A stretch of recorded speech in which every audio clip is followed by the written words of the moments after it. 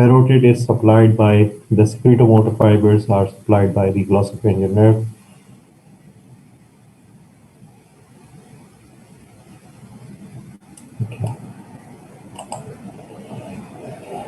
Okay, guys, so we will start our discussion now with the vagus nerve.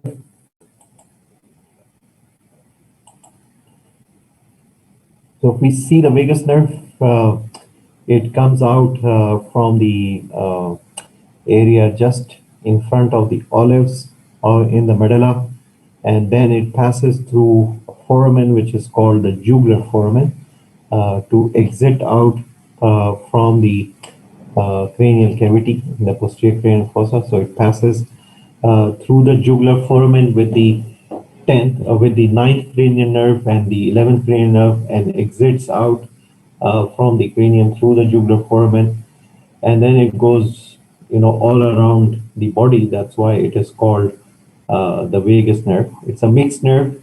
Has a motor component, it has a sensory component, and it has a parasympathetic component.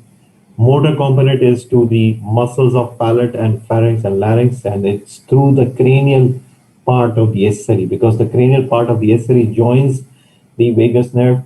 So the motor component, exactly the vagus nerve itself does not have a motor component, but it is the cranial part of the accessory which joins with it, which supplies the muscles of the palate, muscles of the pharynx, and the muscles of the larynx, except one muscle in the pharynx, which is the stylopharyngeus, which is supplied by the glossopharyngeal nerve. It is sensory to the palate, pharynx, and larynx, and it is sensory to the eardrum. It supplies the baroreceptors, to hollow organs like stomach and bowel, and it is parasympathetic to smooth muscles in the thoracic and of abdominal organs up to the distal part of the transverse colon. It is responsible for regulating the heart rate, slowing it down, carries visceral efferent from the organs, especially from the GI tract to the CNS, and damage or disease of it will result in difficulty in speech because it supplies the muscles of the larynx, and because it supplies the muscles of the pharynx, it would also result in difficulty in swallowing. We have already seen the path of it. Now here we are seeing the supply for it. So you can see the dorsal motor nucleus, which is the parasympathetic nucleus, is supplying the parasympathetic secretomotor fibers to thoracic and abdominal organs. Then you are seeing the nucleus ambiguous, which is the motor nucleus, which is the through the cranial part of the accessory, supplying the muscles of the pharynx, soft palate, pharynx, and larynx. So you can see all the muscles of pharynx and larynx are supplied by the motor component of the vagus nerve.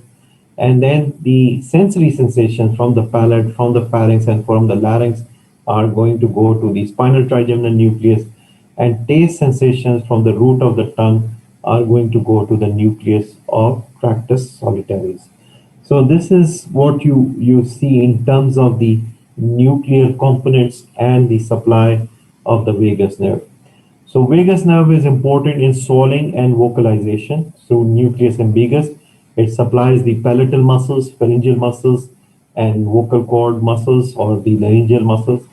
So damage to it will result in dysphagia, weak and hoarse voice, sagging of the palatal arch, and contralateral deviation of uvula.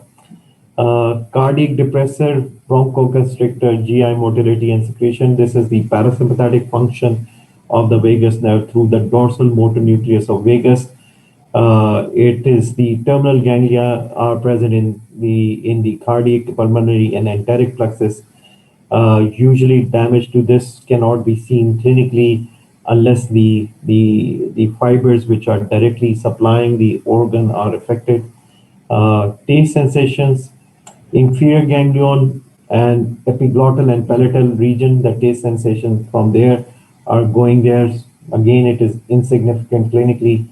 Sensations, sensory sensations going to the inferior ganglion and then to the trigeminal nucleus. from the epiglottis, larynx, and respiratory tree and GI tract, solitary nucleus, hemianesthesia of the pharynx and larynx, loss of cuff reflex can happen. Chemoreceptors from aortic bulb and sinus and solitary nucleus, again insignificant if unilateral. Sensations, general sensations from the ear are going to go to the superior ganglion and to the spinal trigeminal nucleus, and anesthesia over the external part of the auditory canal.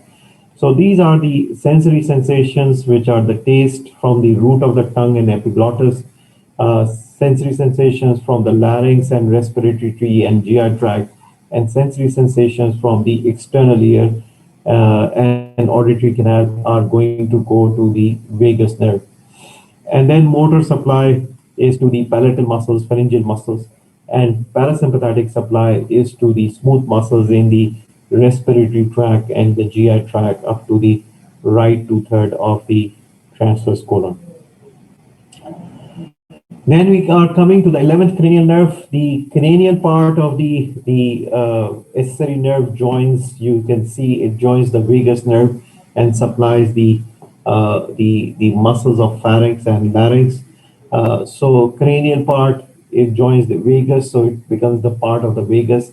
The spinal part of the accessory nucleus, which is mainly the nucleus is present at the spinal cord level, and then the nerve is formed in the posterior cranial fossa, exits out through the jugular foramen. It supplies two muscles. One is trapezius, the other is the sternocleidomastoid. Sternocleidomastoid is important in movement of the head.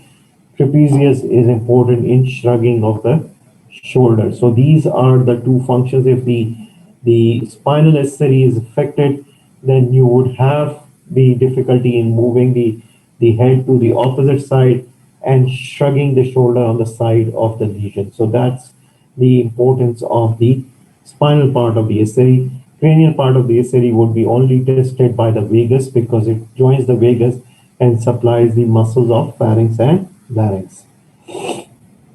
We look at the hypoglossal nerve. The hypoglossal nerve is important in supplying the muscles of the tongue, and it also joins ansa cervicalis to supply the strap muscles of the neck, which are sternohyoid and sternothyroid and omohyoid.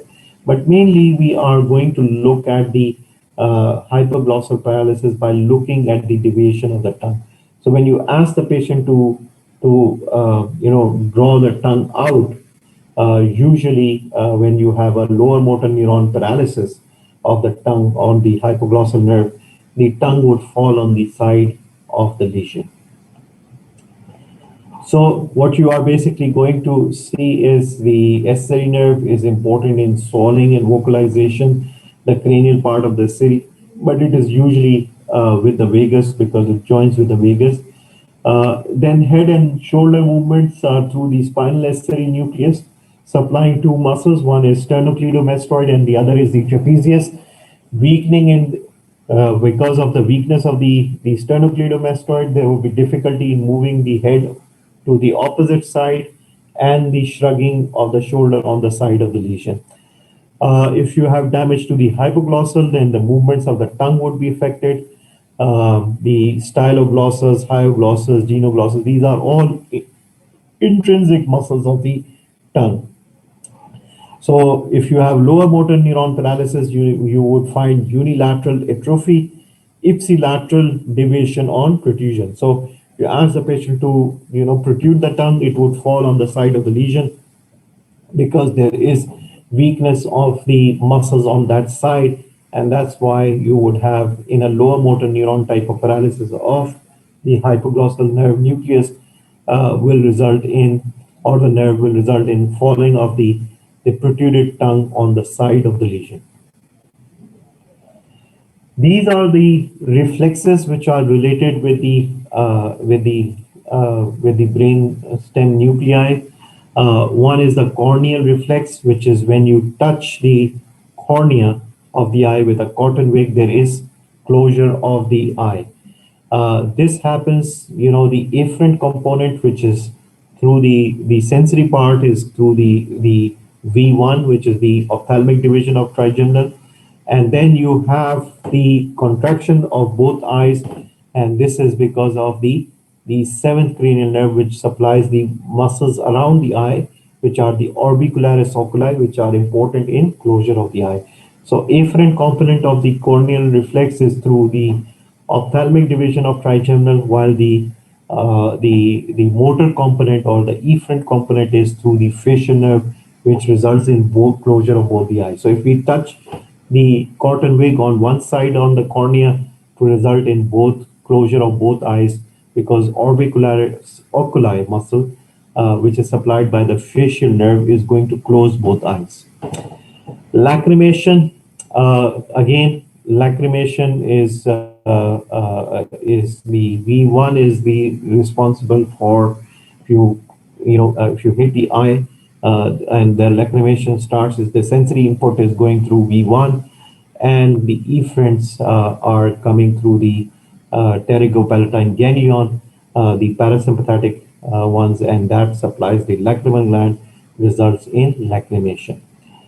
Jaw jerk, if you put your finger here and hit it with a hammer, the sensory input is going to go through the V3, and that will result in closure of the contraction of the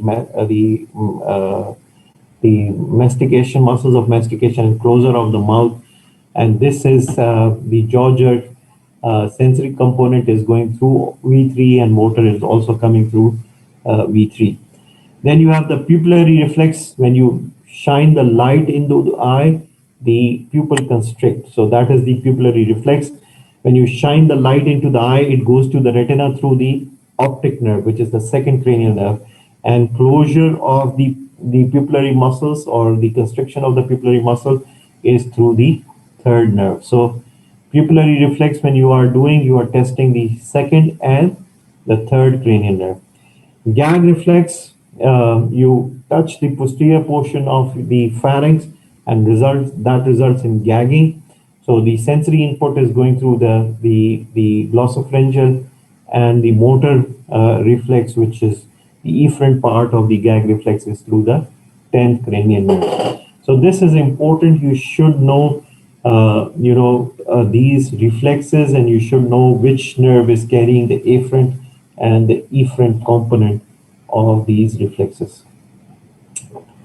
Now we are going to discuss, we have done all this, but we are just going to briefly touch on this again, some of the important lesions of the cranial nerve. One is the fifth cranial nerve, which is the motor part of the fifth cranial nerve. So muscles of mastication would be affected.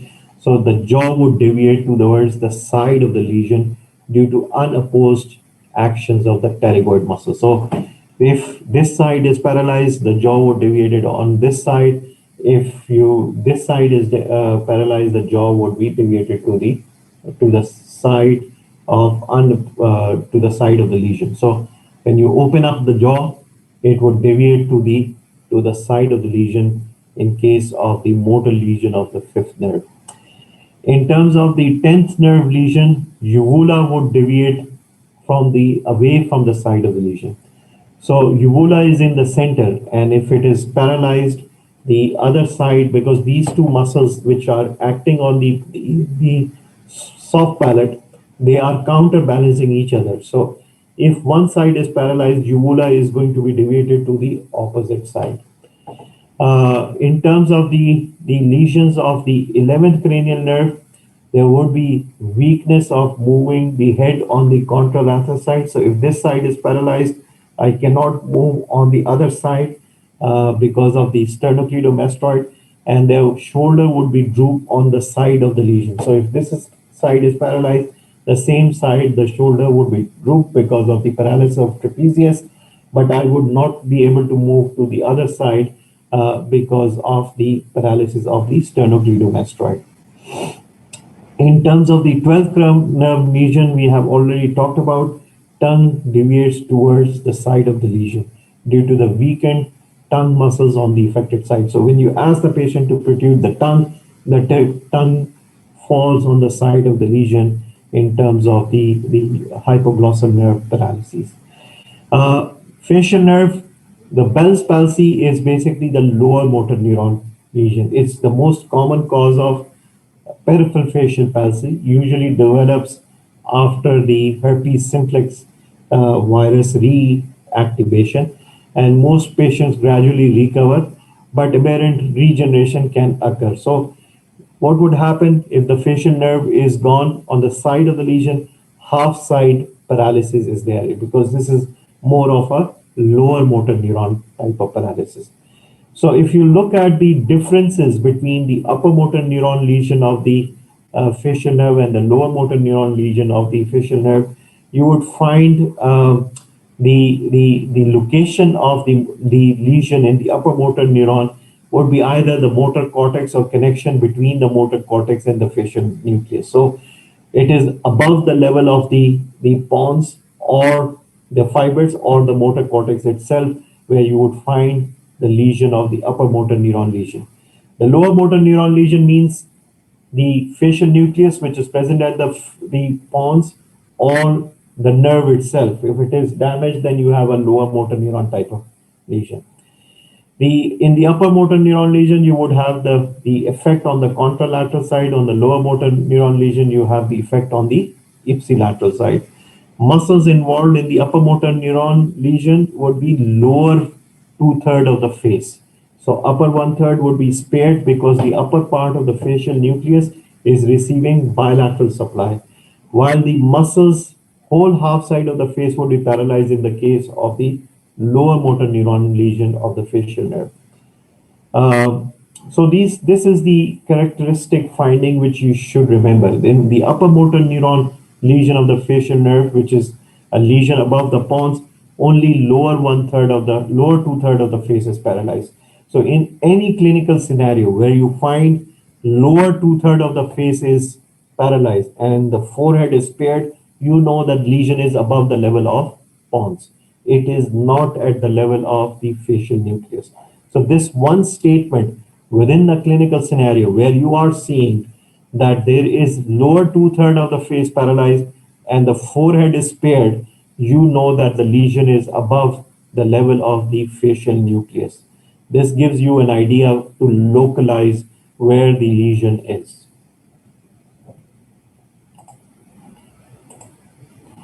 So these are, now we are coming towards the lesions of the brainstem, and there are four rules which we need to remember.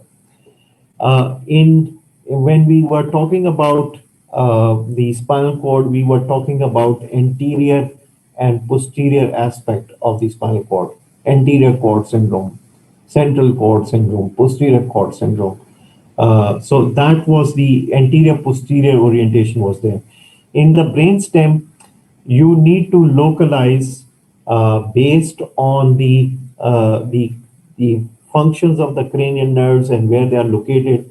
Is it the lower medulla, upper medulla, lower pons, pons, lower midbrain, upper midbrain? You know, those type of things can be identified based on the location of the cranial nerve nuclei. The other thing which you need to identify, is it a medial lesion or is it a lateral lesion? So first you are orienting based on the cranial nerve nuclei. You can identify, you know, where it's medulla, pons, or midbrain, lower medulla, upper medulla, lower pons, pons, or lower midbrain, upper midbrain.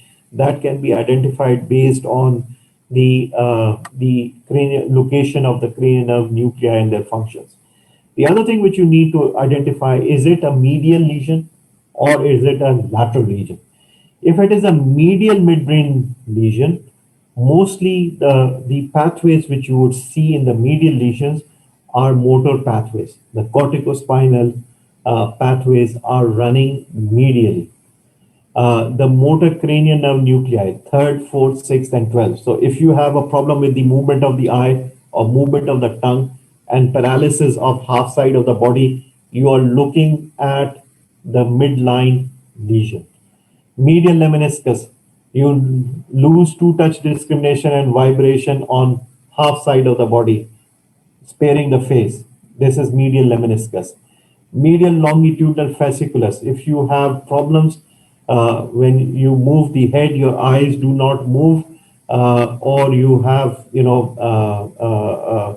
ataxia, or you have nystagmus in the eye, vibration of the eye, you are thinking about medial longitudinal fasciculus. So any of these combination of these four things will tell you that this is a midline or medial brainstem lesion. Motor pathways, problems with the movement of the eye, movement of the tongue, loss of two-touch discrimination, and vibration sense on the contralateral side of the body, or you have a problem in the eye with nystagmus, or you lose, vestibular ocular reflex, you're thinking about midline brainstem lesion.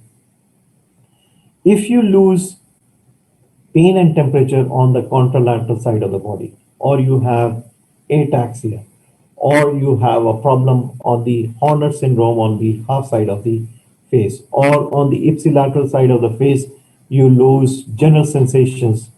You are thinking about lateral part of the brainstem. So the lateral part of the brainstem has mainly pain and temperature fibers for half side of the body. It also have sensory fibers for the face. It has fibers related with the cerebellum, so you may also have ataxia, and it has fibers, sympathetic descending fibers, which are supplying the head and neck region. So Horner syndrome on the ipsilateral side can also result because of the descending sympathetic fibers. So if you have these type of symptoms, you are thinking about lateral side of the brainstem. So these are general rules which can help you. First, you can look at the cranial nerve nuclei and their function. Based on that, you can make out this is medulla, pons, or midbrain. And then, looking at other features can make you, four features will make you decide it is a medial brainstem lesion or it is a lateral brainstem lesion. Now we are going to go to specific syndromes, and some of them you have already done also. The first one is the medial medullary syndrome. And this medial medullary syndrome usually occurs because of the occlusion of the vertebral artery or the lower part of the basilar artery. What happens in the medial medullary syndrome? Majorly, midline structures would be affected. So in the medulla medially, you have the pyramids, which are the corticospinal tract, which could be affected. There is medial lemniscus, which could be affected, and the hypoglossal nerve, which is affected. So usually the picture is ipsilateral paralysis, atrophy, and fibrillation of the tongue. The protruded tongue deviates towards the side of the lesion. So this is because of the hypoglossal nerve.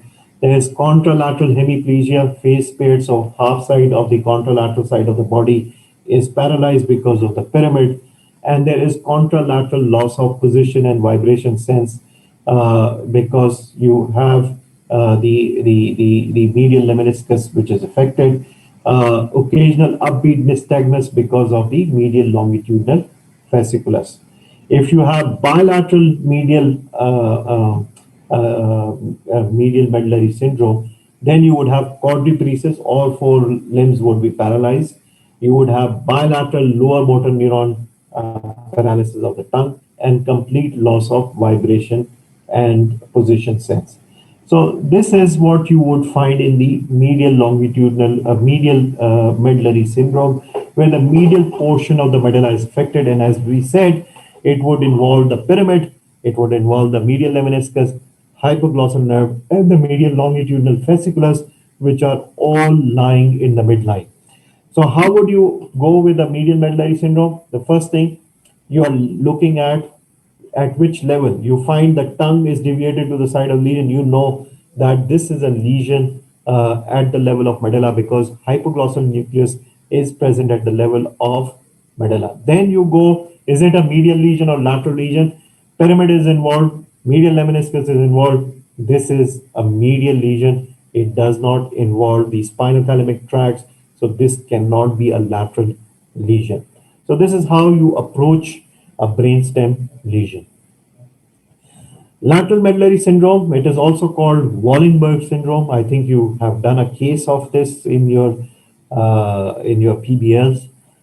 There is an intracranial vertebral artery or posterior inferior cerebellar artery, which is usually affected, mostly the PICA, which is the posterior inferior cerebellar artery, which is affected in the lateral medullary syndrome. There is either thrombosis or there is a spontaneous dissection of the vertebral artery, which can lead to Wallenberg syndrome or lateral medullary syndrome. So these are some other causes, but these are rare. Most important among them is the occlusion of pica, or the other important one is the spontaneous dissection of the vertebral artery, which can also lead to lateral medullary syndrome. Now, what happens in the lateral medullary syndrome? We said that we need to look at the lateral side, and we make out the cranial nerve nuclei. Now, in this case, you have the paralysis of the nucleus, the motor nucleus of the 9th, 10th, and 11th, which is the nucleus ambiguous. So there is paralysis of the muscles of pharynx, and there is paralysis of the muscles of the larynx. So there is difficulty in swallowing, and there is difficulty there is dysarthria because the vocal cords are paralyzed also. So these two things will tell you that this is a nucleus which is at the level of medulla. Now we are making out it is a medial or lateral. It is lateral because you have contralateral trunk and extremity hyperalgesia and thermoanesthesia because of the spinothalamic. There is ipsilateral Horner syndrome because of the descending sympathetic fibers. Vertigo, nausea, and vomiting because of the vestibular nuclei. Ipsilateral cerebellar signs because of the inferior cerebellar peduncle, and occasional hiccups because of the medullary respiratory centers which are involved. And if it is, also ipsilateral facial pain and sensation loss because of the spinal trigeminal nucleus. So these are the main features which are telling you that this is a lateral medullary syndrome. If this is a rostral medulla and it also involves the facial nucleus, then you might also have some of the facial paralysis, might be associated with it, because the facial nucleus is present almost at the junction of upper medulla with the pons. If there is more of the caudal medulla which is involved, then you have marked vertigo, nystagmus, and gait ataxia. Now we are coming to the Pontine syndromes, and there are two important Pontine syndromes we should know. One is the ventral Pontine syndrome, which is also called Maillard-Gubler syndrome. And this Maillard-Gubler syndrome involves the ventrocaudal pons. So it is the lower part of the pons, but it is the ventral part. It's not the upper part of the pons, it's the lower part of the pons, and the pons which is present ventrally. So mainly it involves the basis ponti or basilar part of the pons. So it does not involve the tegmentum. It's mainly involving the basilar part of the pons. This basilar part of the pons has corticospinal fibers and descending corticonuclear fibers.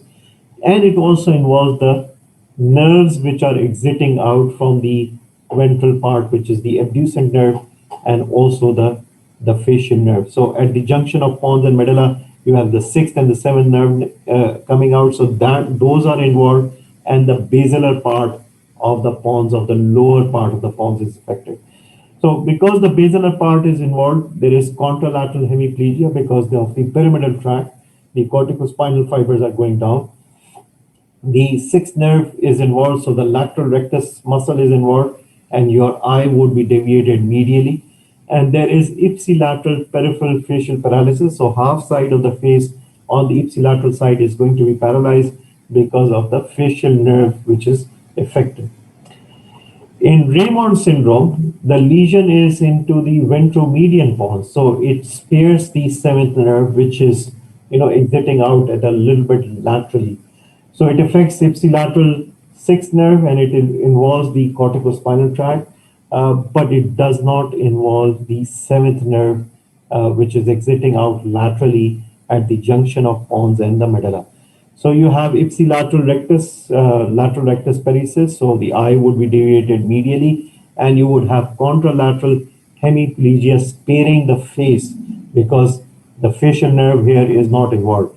In the case of the Millard Gubler, half side of the face, half side of the contralateral. So this side of the face, contralateral side of the body, you would have spastic, they would have paralysis, and then the eye would be deviated medially on the side of the lesion. So if the right side is affected, the right eye would move medially and inward, and the right half of the face is affected, and the left side of the body is paralyzed in the Millard Gobler. In the case of Raymond, if the right side is affected, the right eye would move inward, but right half of the face would not be paralyzed. Only the contralateral side of the body would be paralyzed, and it would have spastic type of paralysis. Then we are coming to another interesting syndrome, which is related to the pons, and this usually happen in a condition which is called the central pontine myelinosis.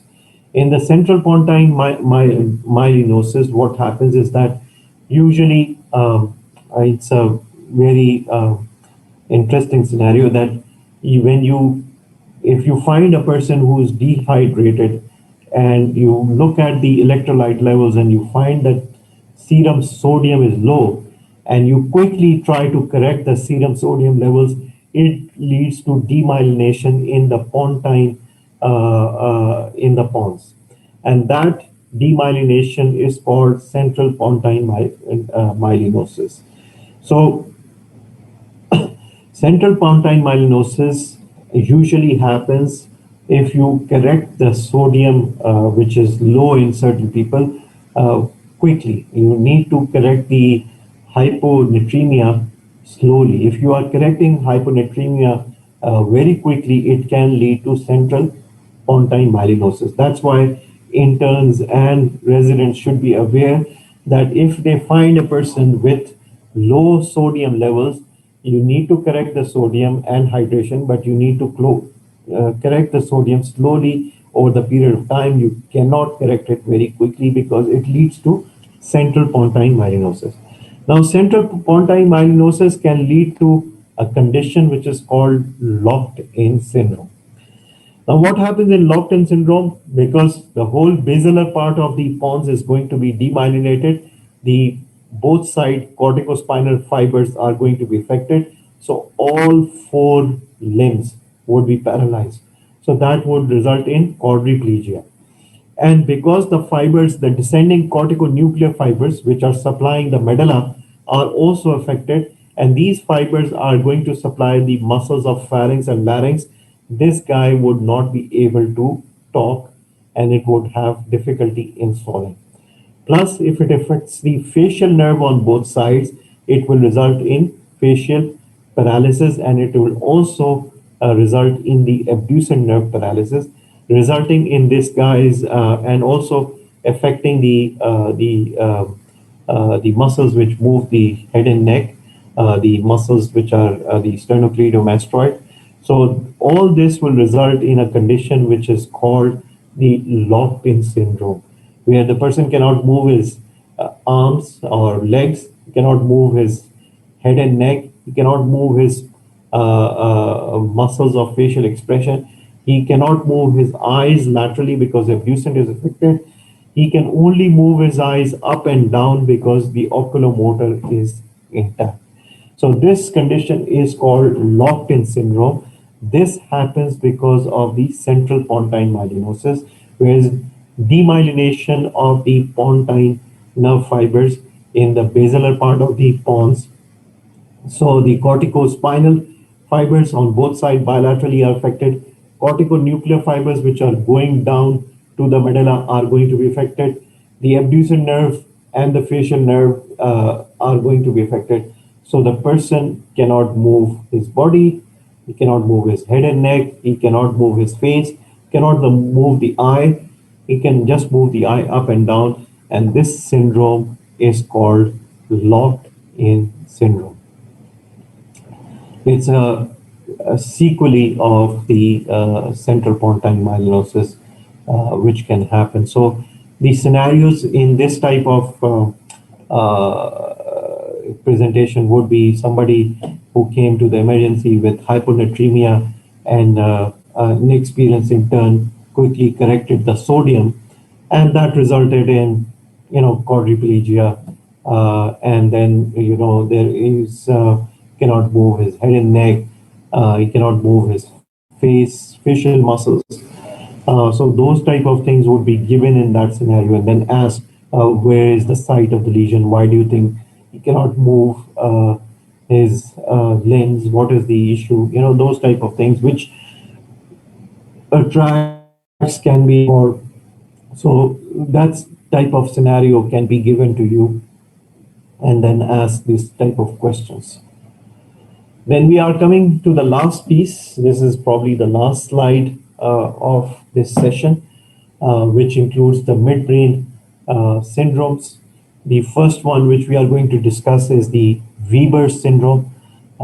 This Weber syndrome involves the lesion of the cerebral peduncle, especially the medial part of the cerebral peduncle may be damaged. So the pyramidal tracts, and we know that within the crus cerebri or the cerebral peduncle, there is pyramidal tract, so that would be affected. And the third nerve is exiting out from the interpeduncular fossa, especially from the medial part of the, if the cerebral peduncle is involved, the third nerve would be affected. So there would be a contralateral hemiplegia, and because there is ipsilateral oculomotor paralysis, there would be deviation of the eye laterally on the side of the lesion, and there would be dilated pupil on the side of the lesion. So this is the Weber syndrome, where you have contralateral spastic type of paralysis of half side of the body, and your eye on the side of the lesion would deviate laterally, and there would be pupillary dilatation. This is called Weber syndrome. Then we have the Benedict syndrome, which is the lesion affecting the tegmentum. So now there is no cerebral peduncle which is affected. There is the effect to the tegmentum, and the effect to the red nucleus, and the cranial nerve 3 is also affected. So if you have the cranial nerve 3 affected, there is ipsilateral oculomotor paralysis with, so the eye would deviate on the affected side laterally with pupillary dilatation. And on the contralateral side, you have unintended movement like choreotic movements because of the effect on the red nucleus. So this syndrome is called the Benedict syndrome, and this syndrome is called the Weber syndrome. Thank you very much. If you have any questions, I am ready to answer.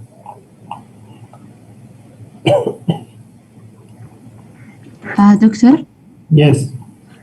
Please, may I have a question? Yes, go ahead. About bulbar reflex, can you explain further? About what?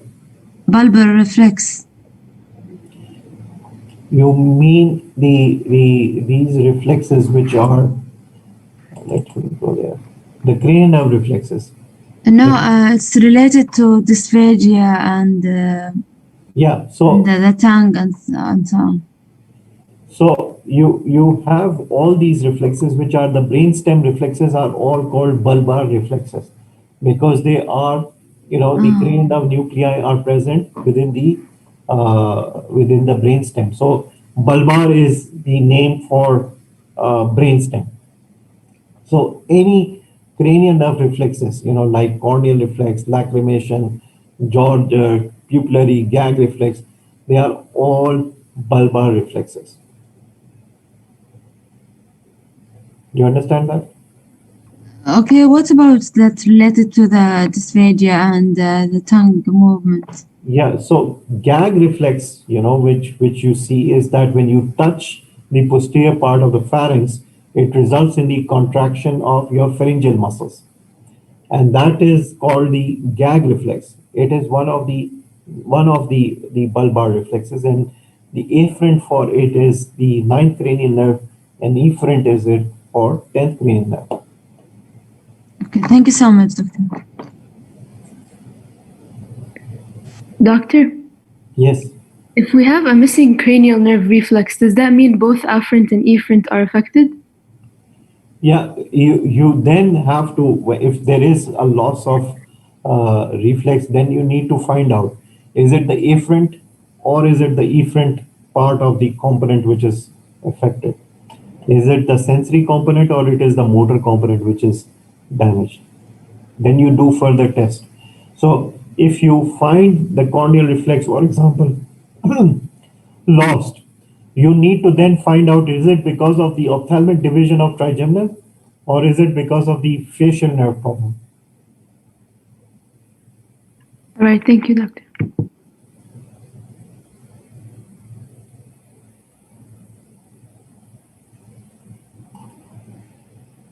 Any other questions?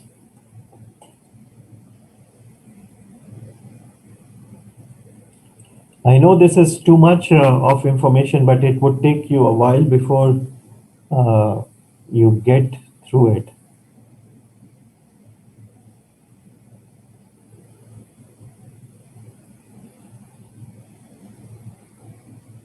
So mainly for in terms of neuroanatomy, you need to focus on the spinal cord tracts and brainstem and cranial nuclei and lesions for the midterm for the neuroanatomy component.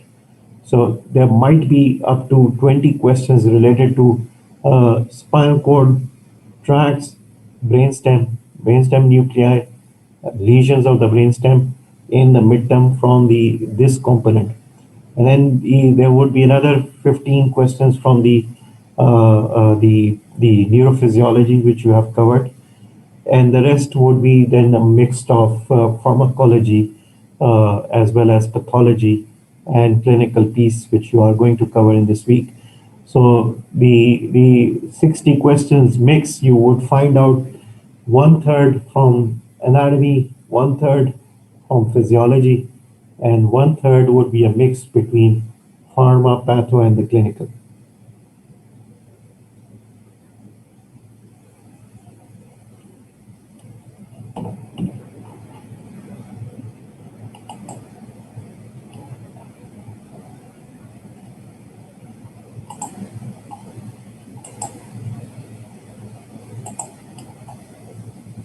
Okay, thank you very